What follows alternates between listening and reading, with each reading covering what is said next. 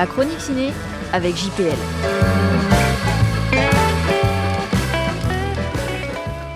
Vie privée. Psy en crise de nerfs.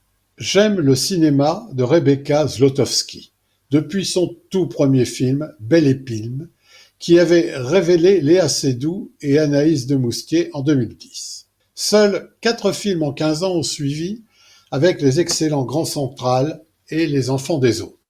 Quand on vous propose de passer 105 minutes en compagnie de Jodie Foster, Daniel Auteuil, Vincent Lacoste, Virginie Efira, Mathieu Amalric et compagnie, on est en droit d'attendre beaucoup de ce moment, hélas. Le pitch.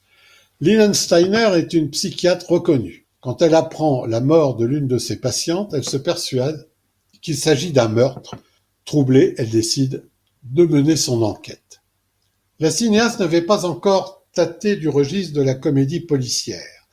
Le moins qu'on puisse en dire, c'est que ce n'est pas la réussite escomptée. Un des films les plus attendus de l'année, et patatras, quelle déception. Rebecca Zlotowski a voulu un film virevoltant et drôle. Pour ce qui est d'être virevoltant, pas de problème, même si c'est trop, au point d'en devenir fatigant et à la limite du compréhensible. Le sommet étant atteint dans la séance d'hypnose. Je vous laisse découvrir. Par contre, l'aspect comédie tombe trop souvent à plat. Bref, on reste sur sa faim. N'est pas Rapneau qui veut. Et en plus, l'ensemble est d'un bavard abrutissant. J'irai jusqu'à reprendre le magnifique Jodie Foster d'un internaute inspiré. Attention, ne me faites pas dire ce que je n'ai pas écrit, c'est distrayant, très rythmé et bien sûr bien joué.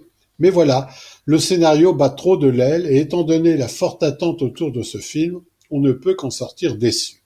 Et ce, je l'ai dit, malgré l'énorme numéro de Jodie Foster, de tous les plans, faisant feu de tout bois, quel que soit le registre. Daniel Auteuil lui donne une réplique savoureuse, mais après, disons-le tout net, il y a tromperie sur la marchandise. Comment peut-on sous-exploiter à ce point Vincent Lacoste, Virginie Efira ou Mathieu Amalric? Mystère. Ici, le loufoque balaye tout sur son passage, alors que le Woody Allen du sortilège du scorpion de Jade savait rester léger et facétieux. Beaucoup de regrets pour ce film dont j'attendais tellement.